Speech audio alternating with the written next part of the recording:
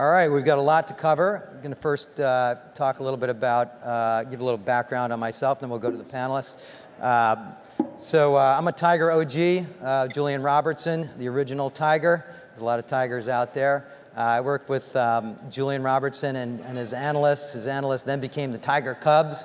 He was very prolific. Those are people like Lee Ainsley, Steve Mandel, Andreas Halverson, Viking, Lone Pine, etc.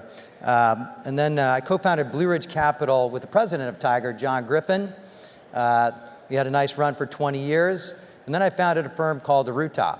And Arootah is all about maximizing potential, elite performance, and such.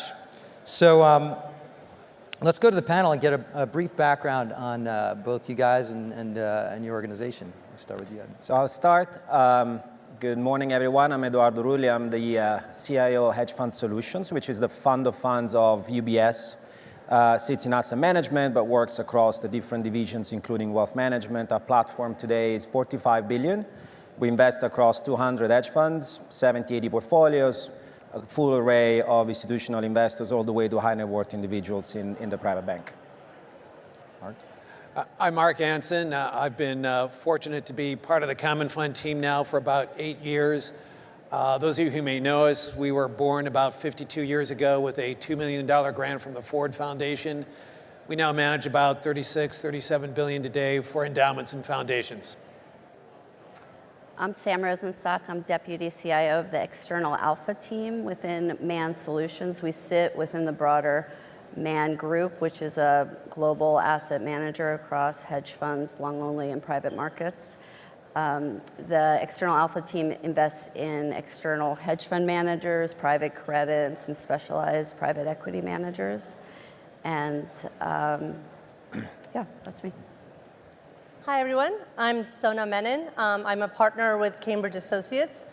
Cambridge is a global investment firm, and we build investment portfolios for endowments, foundations, pensions, and family offices. We have assets under advisement of about $700 billion, of which $75 billion is fully outsourced assets. I serve as an outsourced CIO at Cambridge Associates, building portfolios for pensions and healthcare institutions and endowments. And I also head up our pension business in North America, which is effectively focusing on our growth strategy and talent development. Great. So the objectives of the panel really are twofold. One is to identify talent, and the other is to develop talent. And developing talent is both for the firms individually, internally, as well as externally. So this is a topic that is near and dear to my heart. I'm fascinated, because really what we're talking about here is the decision, the allocation. And I've written a couple of books on decisions. We have allocation tools. We have training on allocation to funds.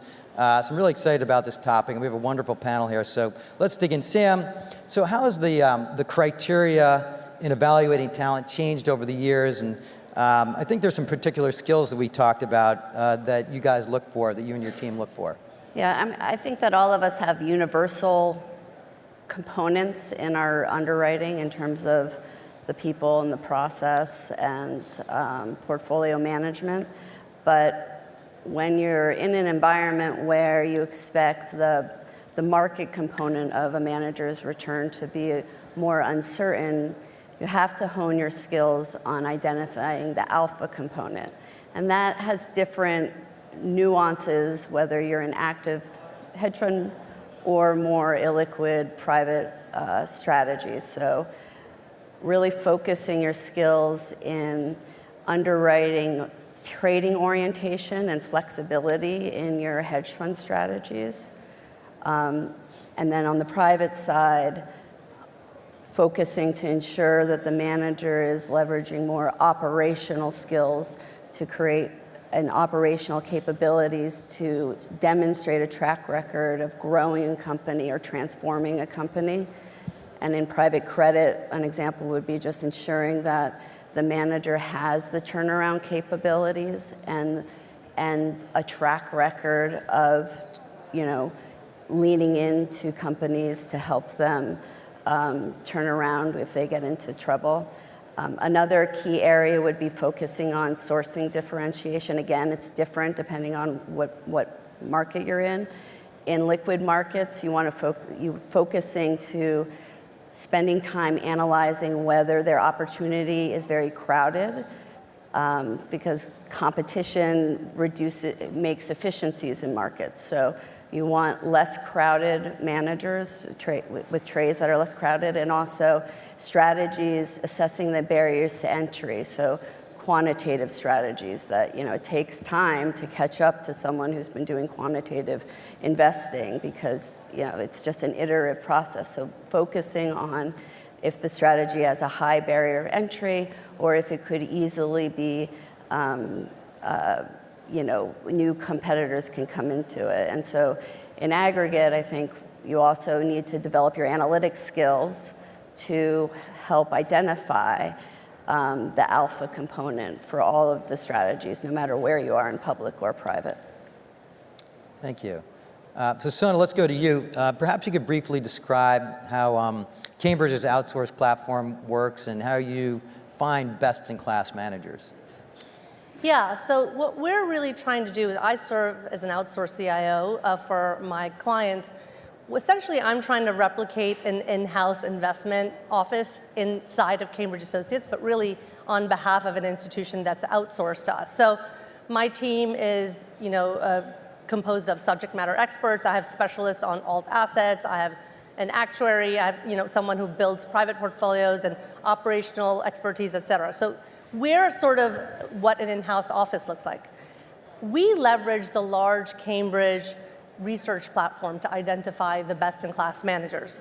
Obviously, our research platform, which has more than 100 people, they're just working down that huge funnel that you've always seen, right? There's thousands of managers out there, and they're doing a significant amount of due diligence, both qualitative and quantitative, to work their way down to the sort of the less than 5% of that's investable for our clients. And then I, as an outsourced CIO, get to sort of cherry pick from that bottom of the funnel. And I do a second layer of re-underwriting for my portfolio fit for the institutions that I represent, which I'm sure we'll get into the portfolio construction a little bit later. But the bottom line is that we're leveraging a sort of a global research platform of already vetted ideas, and then picking the ones that go into our portfolio. So, Mark, we discussed a super tool that you use at the Common Fund to tease out alpha. I believe you called it the flux capacitor that you developed with Doc.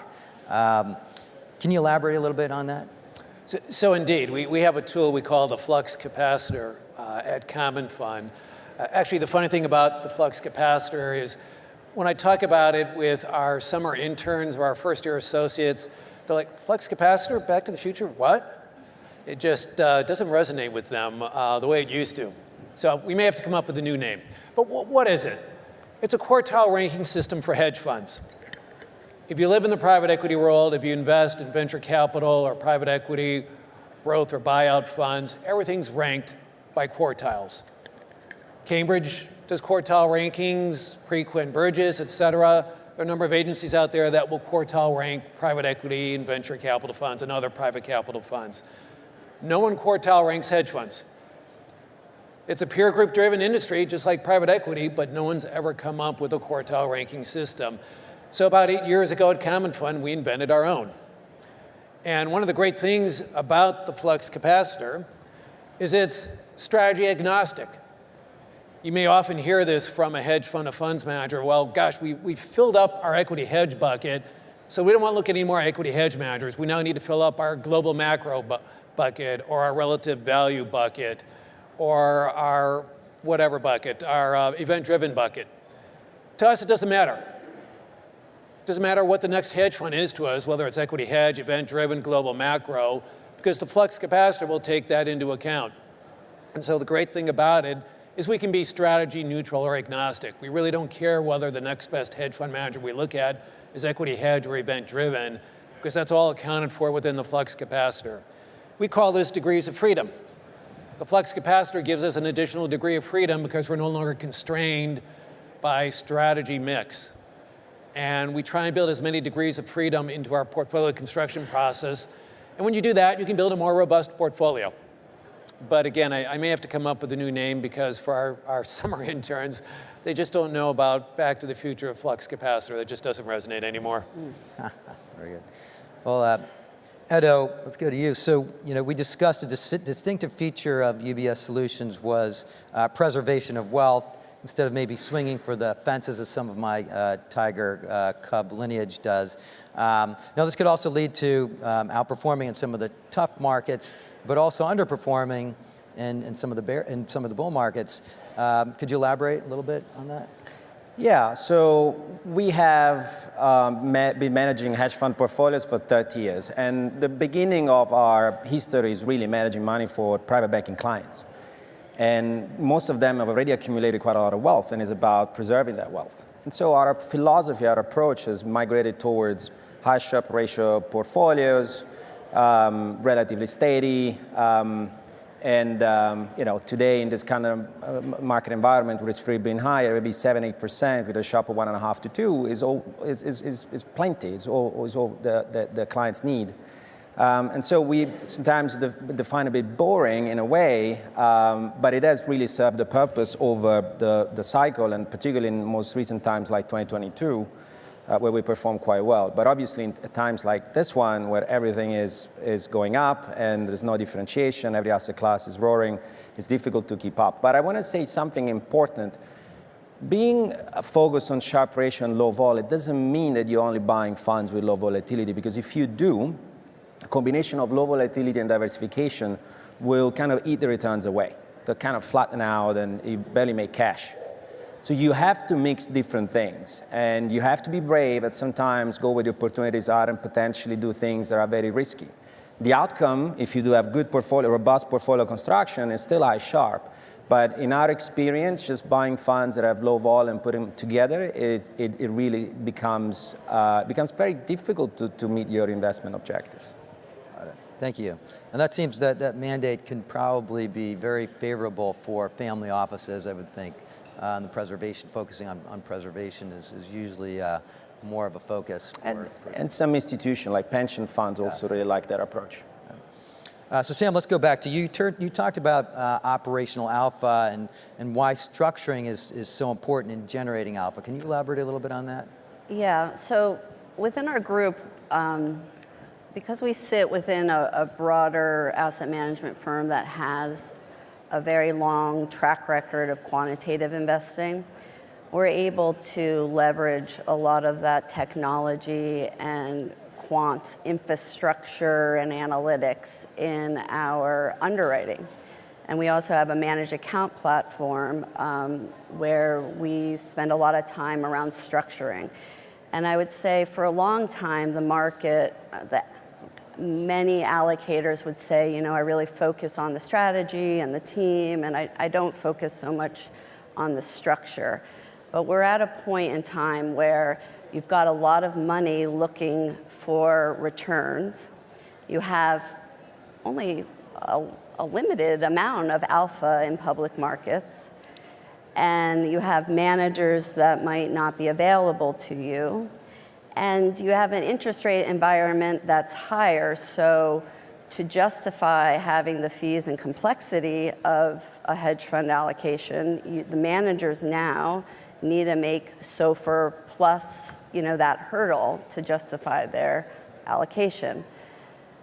In this environment, where there's, competition for alpha, structuring becomes more important in the underwriting. So when you can assess the manager's track record and hone in on really what their skill is and get rid of kind of the mediocre fat that they're not that great on, and structure to get just that alpha source, then you have a better chance of meeting your benchmark and your objectives as an institution. And so we've been doing more and more of that for our clients, and just getting rid of the mediocre parts of managers' portfolios. Well, great. So Sona, let's move to you.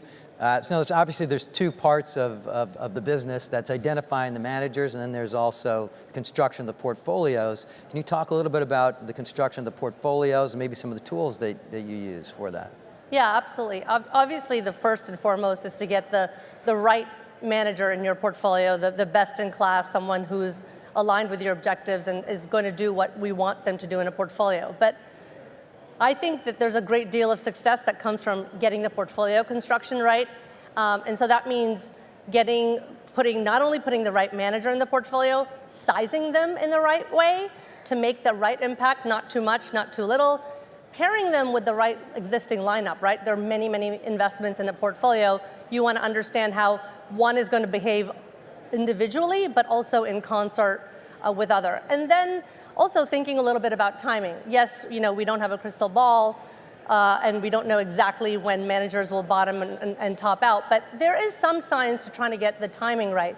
So I spend a significant amount of time as an asset allocator to think through portfolio construction. Once I have the ideas on my plate, we have we do, obviously, I said I re-underwrite the ideas. Even after research has done them, I re-underwrite them to understand portfolio fit and how they might look next to something else. And then I have a lot of tools, a suite of analytical tools that I utilize to sort of understand more quantitatively how certain managers will behave vis-a-vis their peers in certain environments and what they look like as a complete whole. I use a lot of active risk analysis to understand how I should size an investment to have the right impact on a portfolio. And also, our toolkit essentially enables us to check some of the qualitative conversations we've had with managers when certain funds say, right, well, we do well in this environment and we do poorly in that environment, and most of our returns come from stock selection. The tools that we have enable us to sort of check that. I'm able to sort of say, over 10 years, this particular fund generated X amount of alpha, but most of it came from, getting the sector right and not the stock right, et cetera. So there's a lot of checks and balances that happens, and I think that's the sort of second layer of alpha generation that is important for an asset allocator to get right to be successful. Love that. It's obviously a very well thought out process. Mark, you mentioned that you tend to stay away from some of the larger private equity firms, and I found your reasons compelling. Could you share? Yeah. So first off, we definitely stay away from those private equity firms that are publicly traded. No offense to them, it just introduces a third constituent group called public shareholders. And we just assume not invest with publicly owned private equity firms. The other flip side is we've done our own research on small versus large PE firms using data from Cambridge and Preqin, Burgeons, et cetera. And what we have found in that data is small buyout firms in particular tend to produce very consistent outperformance compared to larger firms. And that outperformance can be 100 basis points or more. So the average size of the PE firms, private equity firms, and when I say private equity, I mean traditionally buyout or growth private capital firms. We look to invest in the 700 million to 800 million range is sort of the average size we're looking for. We also like to invest with fund of ones, i.e. a partner that is spinning off from a large buyout firm no longer wants to get caught up in just endless fundraising and just wants to focus on investing. We like those individuals a lot. We also find smaller firms have better alignment. The management fee is no longer a profit center, which it is for the very large buyout firms. It actually is used, the management fee is used to just pay the operating expenses of the fund. And those smaller funds tend to be focused on getting most of their profit from the incentive fee or the carry. Again, that's better alignment for us. And then the third reason is smaller firms are investing in smaller companies, SMEs, small to medium enterprises, and we find that to be a much less efficient part of the market and a much better place where a private equity manager can come in and first buy the company at a cheap EV to EBITDA multiple, and then bring a lot more operational experience, basically professionalize that company and extract much greater value. we find working with those smaller managers, most of the exits are then to bigger buyout firms, so financial buyers, which is just fine with us. But again, we don't want to be with those bigger buyers buying the second leg of that company. We want to be with the smaller PE firms with that initial company getting that first leg of growth from their expertise. I'll stop there. That's probably more than enough. Edo, let's go back to you. So you mentioned that as a large multi-manager platform, top-down approach can be very additive to alpha. And you also noted that you don't shy away from a dogmatic mandate, and that I hope I'm getting this right, the only rule is that there are no rules. Yeah, well, it's a bit extreme, but and let me explain it. What I mean is there are no rules per se. There is an analytical framework, there is a process, and there is the ability to evaluate opportunities as they come. Right? If I start saying to my team, "Oh, we're never going to touch reinsurance ever again," and reinsurance had a great ride, and then you had Katrina, and then spreads compressed dramatically. A lot of hedge funds came in, and so it's easy to say, "I'm not going to touch it ever again." It's a climate change. Guess what? It became one of the most profitable P&L generator for Citadel a year and a half ago, right?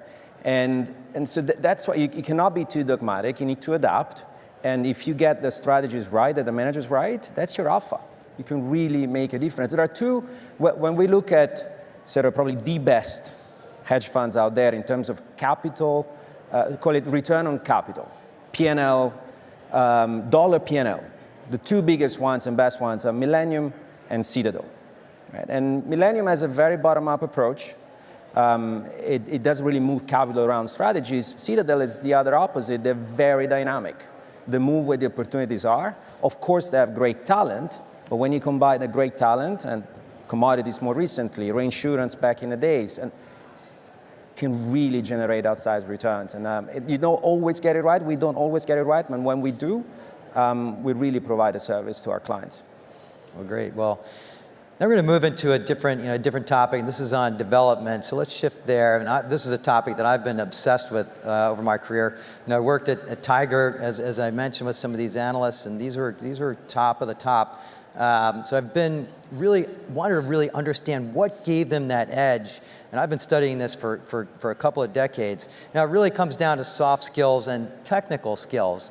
It's really two sides of it. The soft skills are things like time management, decision making, and even health, even getting enough sleep. And then the technical skills are what you would think of.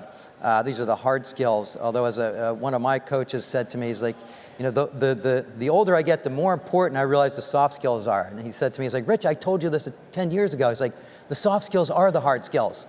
So I'm really gravitating more to that. And at Arootah, that's kind of what we do. We do executive coaching and on the soft skills side and leadership training, and the technical skills we have advisors and all the functional areas. So Sam, let me ask you, how do you and your team at Man Group really look at helping your managers, supporting these manager partnerships with focus on professional development and things like that? So I think it's universal for all allocators to want to engage with their managers and the team, because that gives you insight on what's going on in that household. So we're always wanting to connect and talk at various different junctures, and many times those conversations are around things they're thinking about doing, or ventures or changes, and we give our feedback and our thoughts on it. Sometimes it's more formal, sometimes it's more informal. I think that's an advantage. So when you're talking to your advisors or consultants, that's something to look at. But then also, just in terms of developing them and helping their development, a lot of, outside of those consulting sort of collaborative advice, we provide a lot of feedback and recommendations in our ODD process, so best standards in hedge fund practices. Hedge funds, because they're liquid, because they are very dynamic, because they can change their approach. They have a high degree of flexibility. There's complexity in those managers, and so there's the ODD capabilities, or the personnel. People who assess hedge fund ODD have a very high bar of standards, and they can often give young managers advice on what those best practices are. They've also more recently been helping more private managers who are thinking about offering more liquid structures as well, because there's a big learning curve that will have to happen for not only the allocators of private markets in terms of their approach, but the managers in terms of the operational requirements if they start offering more liquid offerings. So Sona, let's go back to you. Thank you, Sam. How do you think about talent development, both internally for your own team? I believe you had 12 investment professionals on your team. And then I really enjoyed our chat about how you work with and mentor and coach emerging managers that are not in your platform, but maybe at some point they're kind of on the bench. I really enjoyed hearing your perspective on that. If you could share it with us. Yeah, absolutely. I'll talk about the internal talent development first. I mean, I've been at Cambridge for 23 years. I've been a CIO for 15 plus years. And I think it's important, and it's my job to develop the sort of next generation of CIOs. And some of those people are on my investment team right now. And obviously, that is a multi-faceted role. You have to know how to manage assets across asset classes and understand that sort of hard skill on the investment side, risk management, people management, process management, oversight of operations. There's a lot that has to happen that they have to learn. So I spend a lot of time trying to coach and mentor the younger people on my team and on other teams to sort of become sort of the next generation of CIOs. And then what's also very interesting is sort of the world outside of us, right? So a large part of our job at Cambridge Associates is to evaluate and diligence and identify the best-in-class managers. That's where the conversation began. And so a lot of emerging and newer managers are coming to us as well. And sometimes they come to us probably a little too early. And so what I like to do is I like to spend some time when I can to mentor them. And now this is not really a part of my job, but again, I feel like it's my way of giving back to the industry, particularly to, I'm particularly interested in helping develop female investors because, let's face it, there aren't enough. But the idea is that when emerging managers come to us and we're not ready to give them capital because it's a little too early, what I feel could be even more valuable at that point in time is to give them advice, right? So they have questions that could range from, how do I tell my story? Are my fees and terms correct? How do I fundraise? When do I fundraise? I have this sort of skeleton in my closet. How do I position it so that I can succeed? There are a lot of things that I've gotten to see over the last few decades that managers do well, and they do less well. And so I try to help develop some of that emerging talent. And in doing so, sometimes you may find someone really, really interesting who's not quite ready for prime time yet, but will be in a few years, and then we can get access to them because, let's face it, the emerging managers of today, those who will do well, will be the sort of stable, fantastic managers of 5 years from now. So that's an important part of my job, I think. Thanks, Sona. So, Mark, you mentioned that form of collaboration you do with some of your managers of putting together this institutional product, an institutional product with a sweet spot. You coach them on how to get to that sweet spot. Can you elaborate a little bit on that and maybe your experience with an executive coach in the UK? So I shared with Rich a personal experience with an executive coach in the UK. I'll start with that, and then we'll move on to a more relevant data point. So I used to manage the pension fund in California called CalPERS. And after CalPERS, I moved to London to take over the chief executive role. So I went from CIO to chief executive, so a new role, managing the British Telecom Pension Scheme, which is the largest pension fund in the UK. But BTPS, as it's called, also owns an asset management company called Hermes Pensions Management. So it's a third-party asset manager. So I was wearing two hats. So in a new country, wearing two hats in a new role, chief executive. So I hired a coach for the first time. And back to the soft skills, which sometimes can be the hard skills. So they are hard skills. My first meeting with this coach, we're sitting down and he looks me up and down. And the first thing he says to me is, Mark, you need to change your shoes. I was like, what? Now, granted, my shoes today are very casual, but I like to wear loafers, penny loafers or slip-ons. And he says to me, you need to get a proper pair of British brogues. And I was like, seriously? And he was like, seriously, you will not be taken seriously if you're going to come in to a business meeting wearing shoes like that.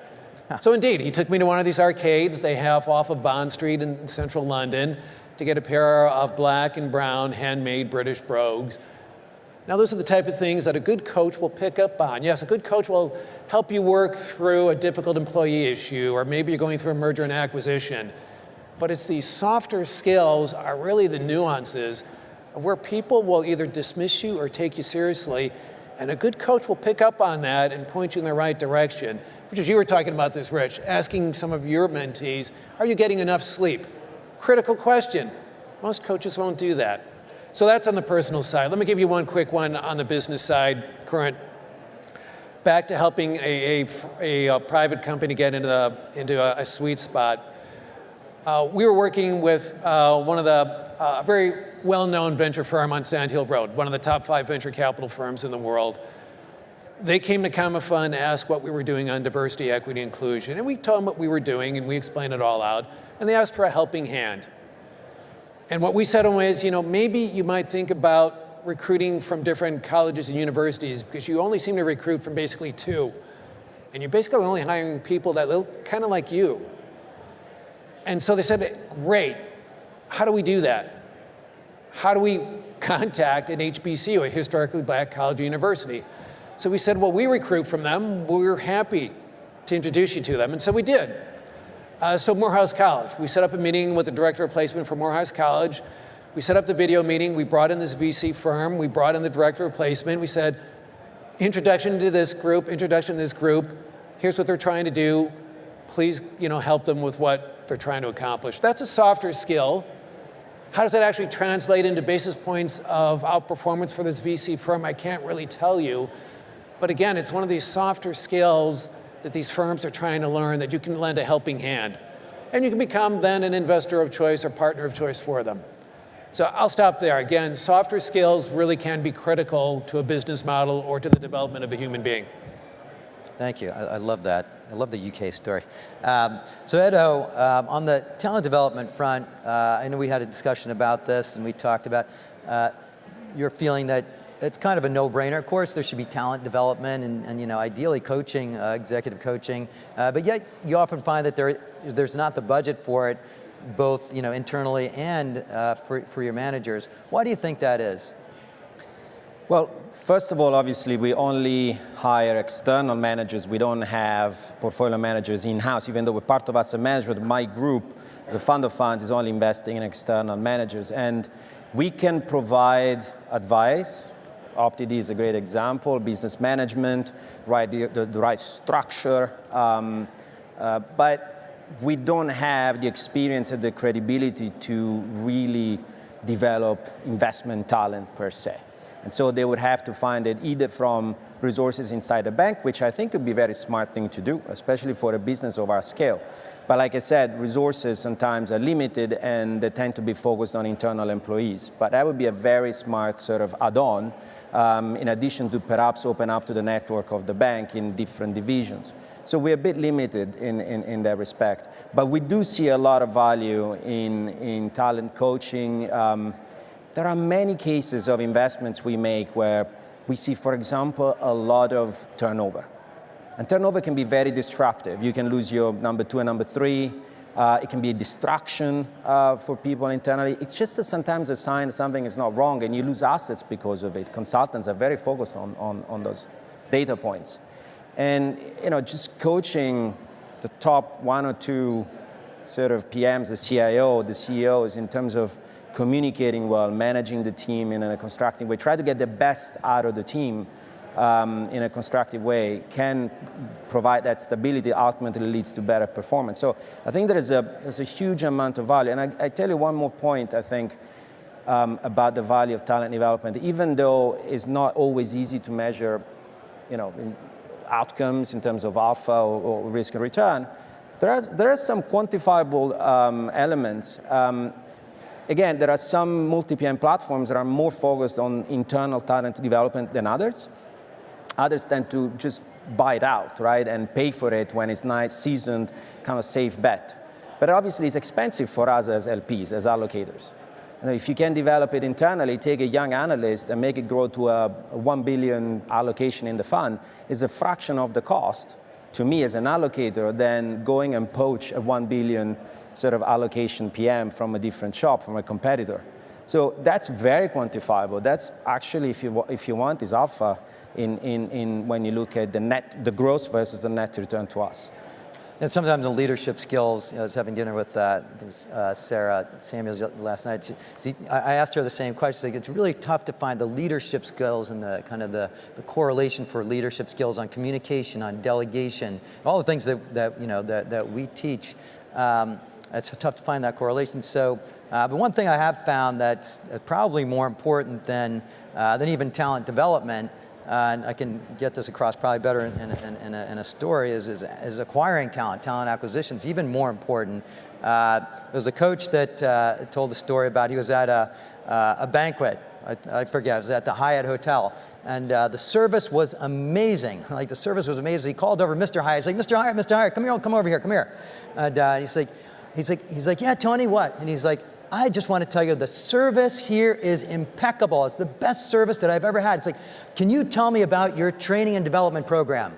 Mr. Hyatt said, he's like, well, Tony, we don't have a training and development program. We just hire the right people. I was like, ooh, light went off in my head when he did that. I was like, we're starting a talent acquisition business. Now, not even for an outside business, which we do have, but I wanted to have it for my own firm. I wanted to be an expert in acquiring talent.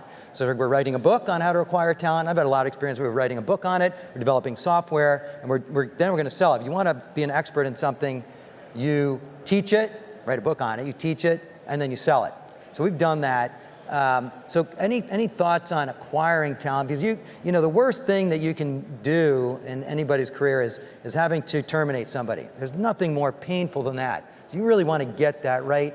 And the problem is, if you have pretty good people, you hire pretty good people, then you're left with a pretty good firm.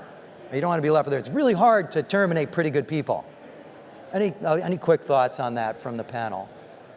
Yeah, I'll pick one. It's great to hire great people, but then you got to keep them. So you have to make certain that, and great people will come to an organization for 3 reasons. First, they want to be well compensated. I think we all agree with that. But then they want to work on interesting projects, and they want to have an opportunity for advancement. You can offer those 3 things. Finding great people is the first part, but that's the way you keep them. Great.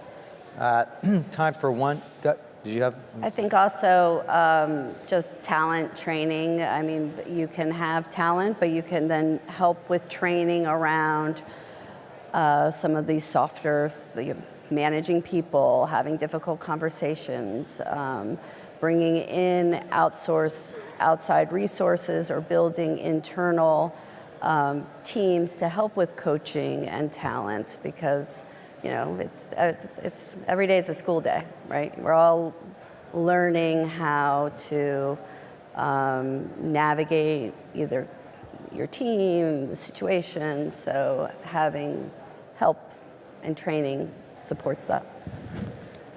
Yes, Shana. Yeah, I mean, and maybe I'm stating the obvious, but I would say that we're in the investment business, but we're really in the people business, because alpha comes from skill, and skill comes from people. So I think that we should focus really hard on getting the right talent, keeping the talent, letting them thrive and develop, so that they can sort of give rise to a new talent. And I ultimately think this is the talent game. The alpha game is actually the talent game.